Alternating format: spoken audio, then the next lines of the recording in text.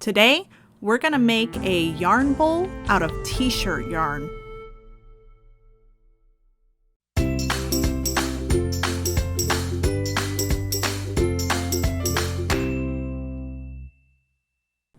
In our last tutorial, we made t-shirt yarn, and we took it to the next level by running our yarn through our spinning wheel.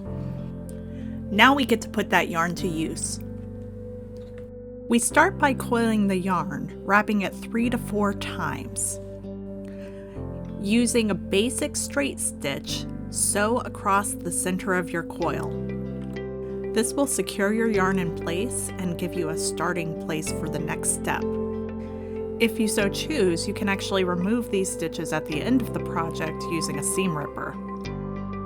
Now, I'm using a standard needle for this tutorial, but you may want to consider using a heavy-duty needle or a leather needle.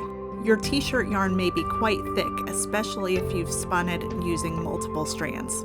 Next, we're going to switch to the zigzag stitch.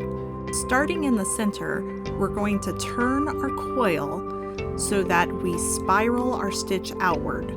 Our goal is to catch 2 strands of yarn with 1 stitch. The center can be the trickiest part since it's so tight, but once you make it a little ways around your coil, it'll start to get easier. Take this part slow because it's really easy to miss one edge of the yarn or the other. A tip for when you're working on the flat bottom of the bowl: don't pull the yarn tight as you're sewing. If you put tension on the yarn, it can cause the edge of your bowl to start curving upward before you want it to.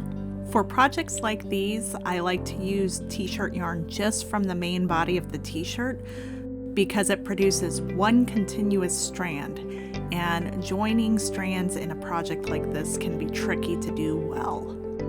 After the base of the bowl is the size that you want it to be, the next step is to start the walls of the bowl. To do this, place your hand underneath the base and lift it upward.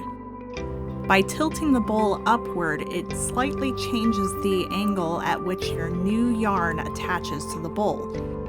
By tilting it at about a 90-degree angle, you'll end up with nearly vertical sides. From here, you can play with the angle at which you hold the bowl while you're sewing to get different shapes. Finally, you can also use an iron to help adjust the shape of your finished bowl.